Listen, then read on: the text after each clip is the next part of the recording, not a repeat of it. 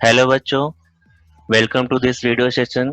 ये हमारा दूसरा वीडियो है। लास्ट वीडियो में हमने 3 क्वेश्चन सॉल्व किए थे। पहला क्वेश्चन आपका नॉर्मल कार्ड के ऊपर था। दूसरा क्वेश्चन हमने डाइस के ऊपर देखा और कॉम्बिनेशन की कंसेप्ट देखी और उसके फॉर्मूले देखे। तो स्टार्ट करते हैं ये वीडियो अपना।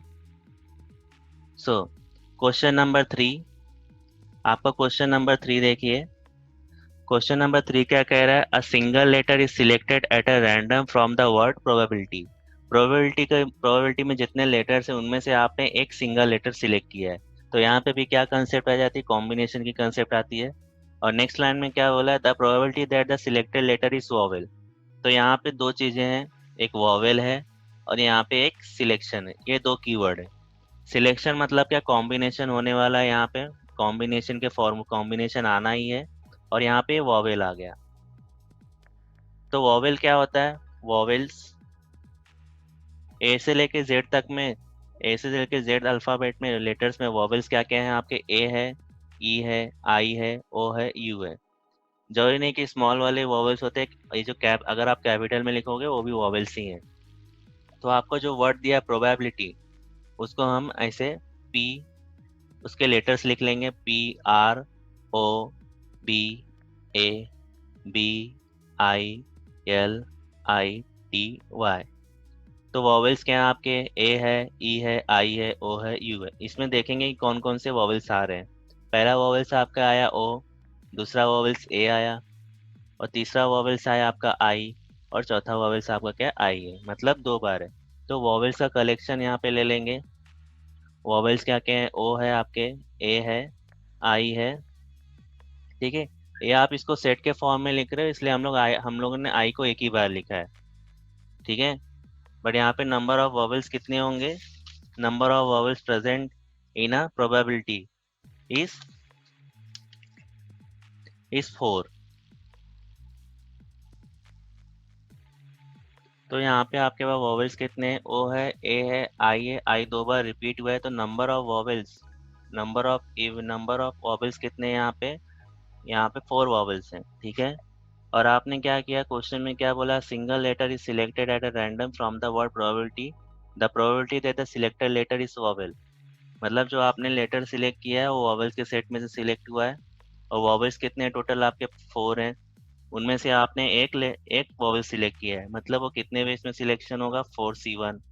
तो फोर सी वन क्या हो जाएगा आपका? 4 factorial divide by 1 factorial, 4 - 1 factorial, that is 4 factorial divide by 1 factorial. 1 होता है, 4 - 1 फैक्टोरियल क्या होगा? 3 फैक्टोरियल होगा। 4 फैक्टोरियल को आप ऐसे लिख सकते हो, 4 × 3 फैक्टोरियल डिवाइड बाय 3 फैक्टोरियल। तो 4C1 का आंसर क्या आ गया? 4 आ गया, ठीक है।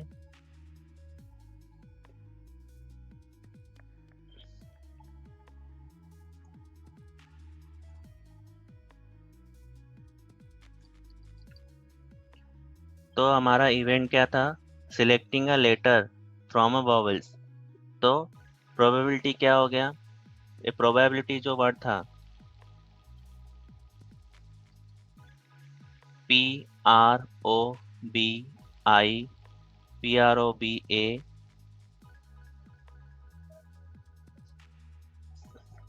Probability PROBABILITY।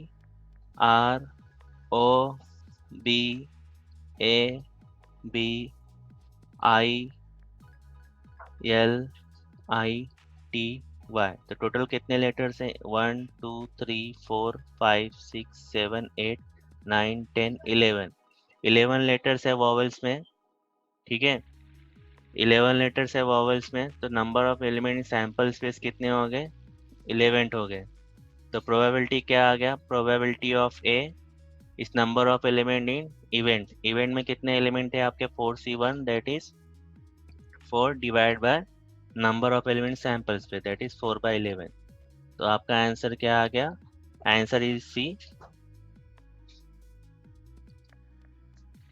ठीक है।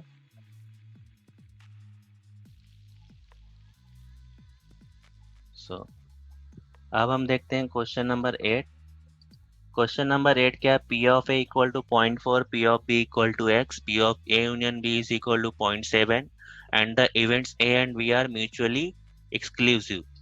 म्यूचुअली एक्सक्लूसिव इवेंट क्या होते हैं? म्यूचुअली एक्सक्लूसिव मतलब दोनों आपस में क्या है, डिसजॉइंट इवेंट है। तो डिसजॉइंट इवेंट है तो P of A union B, P of A union B क्या हो जाता है आपका? P of A union B will be P of A plus P of B हो जाता है म्यूचुअली एक्सक्लूसिव इवेंट के लिए। म्यूचुअली एक्सक्लूसिव इवेंट मतलब क्या? म्यूचुअली डिसजॉइंट इवेंट है दोनों। तो म्यूचुअली डिसजॉइंट इवेंट के लिए क्या होता है? P of A union B का formula P of A plus P of B हो जाता है, क्योंकि P of A intersection B यहाँ पे क्या हो जाता है? जीरो हो जाता है, क्योंकि दोनों भी क्या है, डिसजॉइंट इवेंट है। मतलब क्या, दोनों के इंटरसेक्शन में कुछ भी नहीं आ रहा है, खाली है पूरा। तो इसलिए इन दोनों का प्रोबेबिलिटी क्या आ जाता है? जीरो आ जाता है। ठीक है।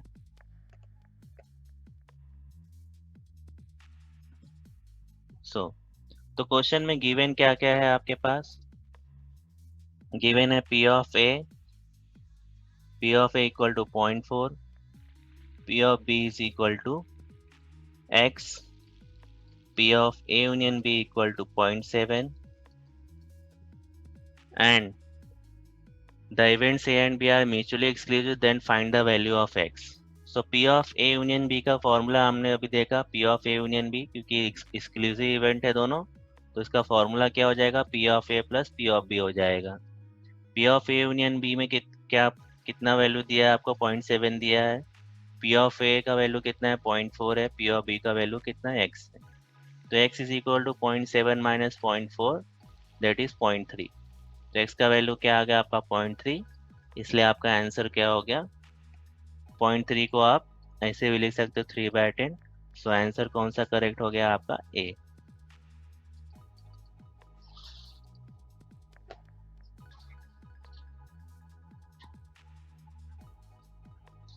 सो नेक्स्ट क्वेश्चन देखते हैं, question number 9। Two events A and B have probability 0.28, 0.55 respectively. The probability that A and B occur simultaneously is 0.14. Find the probability that neither A nor B occur. ठीक है। तो to events हैं आपके A and B having probability 0.28। Given में क्या क्या है?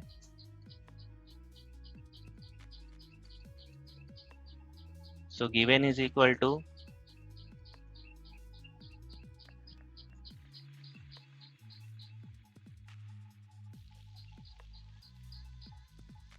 तो हम क्वेश्चन नंबर 9 देखेंगे।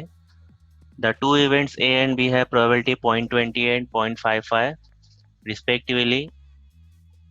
The probability that A and B occur simultaneously 0.14. Find the probability that neither A nor B occur. So probability given क्या क्या है यहाँ पे? Given is equal to P of A, probability of A is 0.28, P of B is equal to 0.55. The probability that A and B occur simultaneously occur हो रहे हैं, मतलब आपको P of A intersection B दिया हुआ है। simultaneously दो event आपके एक साथ हो रहे हैं, मतलब P of probability of A intersection B आपको यहाँ पे 0.14 दिया हुआ है। Find the probability that neither A nor B occur.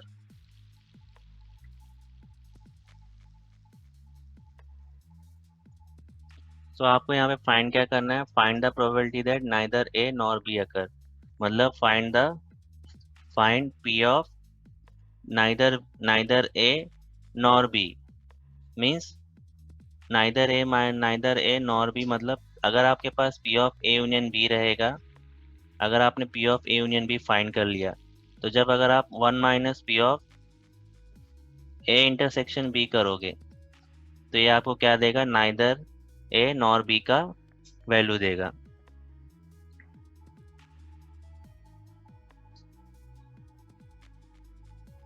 ठीक है, मतलब ए इंटरसेक्शन बी का मतलब क्या है? दोनों भी इवेंट क्या हो रहा है? साइमल्टेनियसली अकर हो रहे हैं। ए यूनियन बी का मतलब क्या होता है?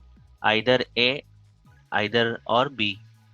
ए कॉम्प्लीमेंट इंटरसेक्शन बी कॉम्प्लीमेंट, इसका मीनिंग क्या होता है? Neither A and neither B simultaneously.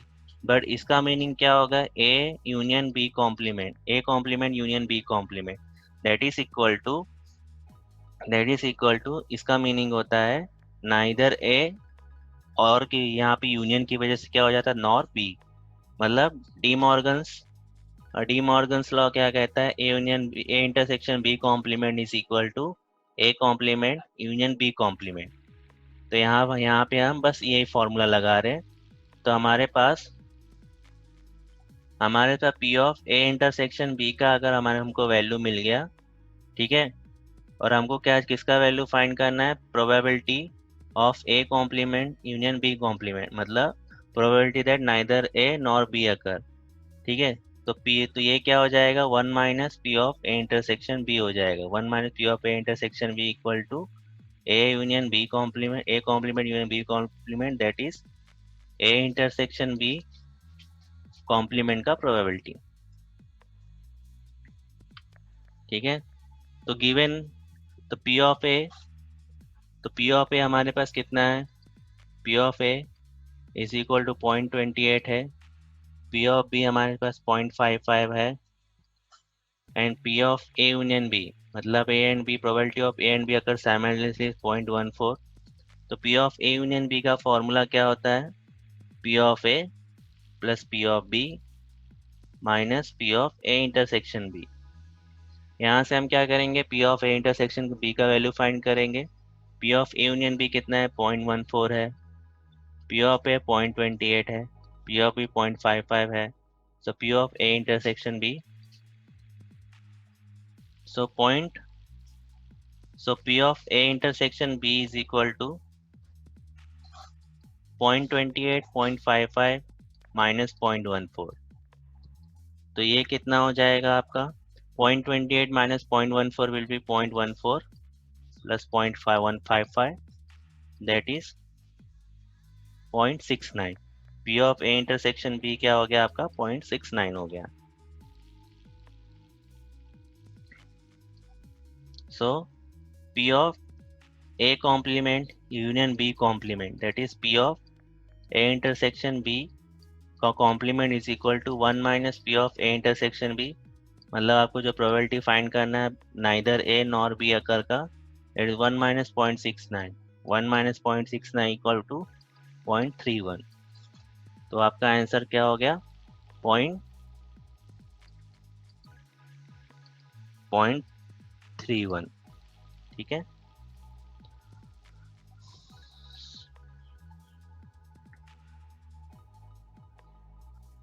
सो अब हम क्वेश्चन नंबर 11 देखते हैं। ठीक है, यहाँ पे क्या क्या दिया हुआ है, P of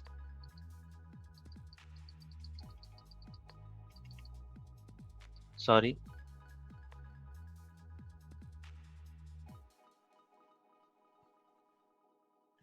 P of A intersection B is equal to 0.15, P of B complement is equal to 0.10, ठीक है। Then find P of A given B। इसका मीनिंग क्या होता है, find the probability that A given B, मतलब जब भी आपको एक इवेंट A अकर हो रहा होगा और उसके साथ B भी उसके पीछे पीछे जैसे A अकर हुआ B अकर होने लगा, तो उसका प्रोबेबिलिटी क्या होगी, इसका मीनिंग ये होता है। तो इसके लिए हमारे पास फॉर्मूला क्या है, P of A given B is equal to P of A intersection B divide by P of B. जब भी यहाँ पे P of A given B रहेगा तो बी यहाँ पे क्या है, नीचे साइड है, तो फॉर्मूले में क्या आ जाएगा, नीचे साइड आएगा। ऐसे अगर आप देखो पी ऑफ बी गिवन ए, मतलब ए ऑलरेडी अकर हो चुका है, अब बी अकर होने जा रहा है, तो क्या मतलब यहाँ पे ए एंड बी क्या एक दूसरे को डिपेंडेंट इवेंट है। तो यहाँ पे ऊपर सेम रहेगा, इंटरसेक्शन बी आएगा और नीचे पी ऑफ ए आ जाएगा। ठीक है,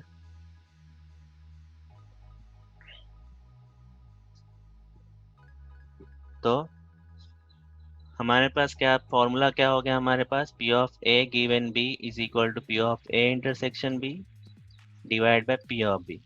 बट पी ऑफ बी का हमारे पास वैल्यू नहीं है, उसके अलावा हमको पी ऑफ बी कॉम्प्लीमेंट दिया हुआ है। So P of B complement is equal to 1 minus P of B. P of B कितना है, 0.10, तो इसका आंसर क्या आ गया, 0.9 आ गया। ठीक है, और P of A intersection B कितना दिया हुआ है हमें, 0.15 दिया हुआ है। So P of A given B is equal to 0.15 divided by 0.9. इसको आप ऐसे लिख सकते हो 15 into 10 raised to minus 2, 9 into 10 raised to minus 1, that is 15 divided by 9 into 10 raised to minus 1. ठीक है, तो ये क्या हो गया 3 5 जा 15, 3 3 जा 9, 10 raised to minus 1. So 5 divided 10 raised to minus 1 नीचे गया 5 by 30, that is 1 by 6. तो आपका आंसर क्या हो गया D. D is a correct option. So आज के लिए इतना ही. नेक्स्ट वीडियो में हम और कॉन्सेप्ट ओरिएंटेड क्वेश्चन देखेंगे और कुछ प्रीवियस ईयर के क्वेश्चन सॉल्व करेंगे. So thank you.